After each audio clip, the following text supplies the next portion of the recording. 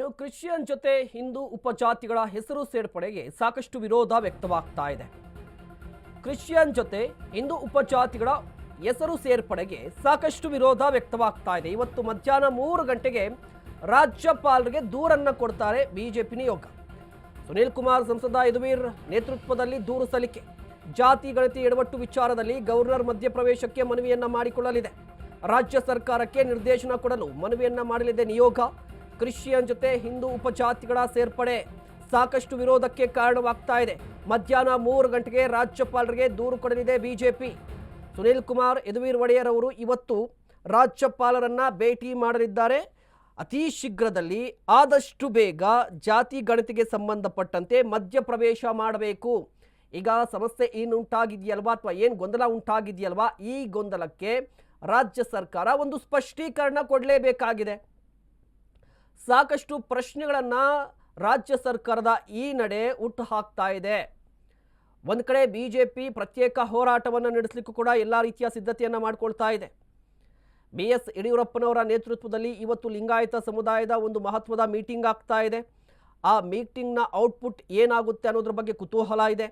ರಾಜ್ಯದಾದ್ಯಂತ ಏನಾದರೂ ಹೋರಾಟ ನಡೆಸುತ್ತಾ, ಕಾನೂನಾತ್ಮಕವಾಗಿ ಏನಾದರೂ ಹೋರಾಟ ನಡೆಸುತ್ತಾ, ಇದ್ರ ಬಗ್ಗೆ ಒಂದಿಷ್ಟು ಪ್ರಶ್ನೆಗಳಿದೆ. ಅದೇ ಸಂದರ್ಭದಲ್ಲಿ ಸುನೀಲ್ ಕುಮಾರ್ ಯದುವೀರ್ ಒಡೆಯರ್ ಅವರು ಕೂಡ ರಾಜ್ಯಪಾಲರನ್ನ ಇವತ್ತು ಭೇಟಿಯಾಗ್ತಾರೆ. ಭೇಟಿಯಾಗಿ ಮಧ್ಯಪ್ರವೇಶಕ್ಕೆ ಮನವಿಯನ್ನು ಮಾಡ್ಕೋತಾರೆ. ಸೊ ಇಡೀ ಜಾತಿ ಗಣತಿ ವಿಚಾರ ಏನಿದೆಯಲ್ವಾ, ಸಾಕಷ್ಟು ಕುತೂಹಲಕ್ಕೆ ಕಾರಣವಾಗ್ತಾ ಇದೆ.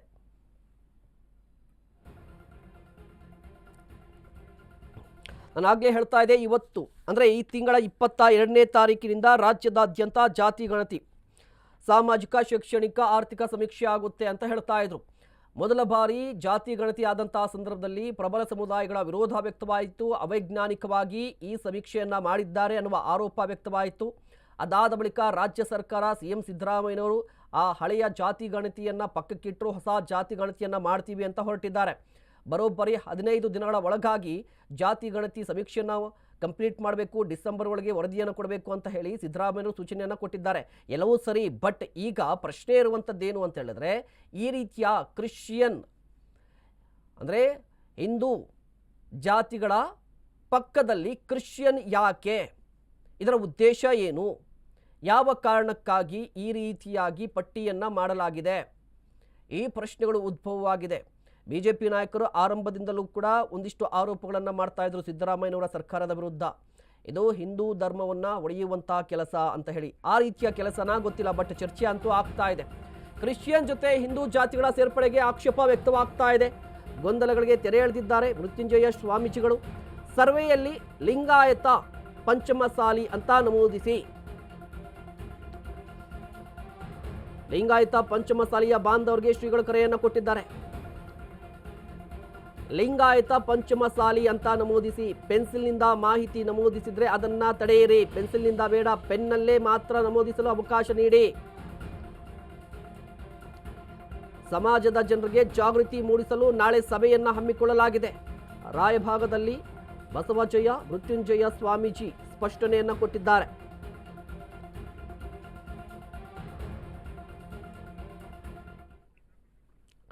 ಲಿಂಗಾಯತ ಧರ್ಮದಲ್ಲೇ ಒಂದಿಷ್ಟು ಗೊಂದಲ ಉಂಟಾಗಿದೆ ಸದ್ಯ. ವೀರಶೈವ ಲಿಂಗಾಯತನ ಅಥವಾ ಲಿಂಗಾಯತನ ಪ್ರತ್ಯೇಕ ಲಿಂಗಾಯತ ಧರ್ಮ ಸೃಷ್ಟಿ ಮಾಡಬೇಕಾ ಬೇಡವಾ, ಹೋಗಲಿ ಜಾತಿ ಗಣತಿಯಲ್ಲಿ ಲಿಂಗಾಯತ ಸಮುದಾಯ ಯಾವ ರೀತಿಯಾಗಿ ತಮ್ಮ ಜಾತಿಯನ್ನು ನಮೂದಿಸಬೇಕು, ಧರ್ಮವನ್ನು ನಮೂದಿಸಬೇಕು ಅನ್ನುವ ಗೊಂದಲ ಇದೆ. ಈ ಎಲ್ಲವುಗಳ ನಡುವೆ ಮೃತ್ಯುಂಜಯ ಸ್ವಾಮೀಜಿಯವರು ಇವತ್ತು ಮಾತನಾಡಿದ್ದಾರೆ.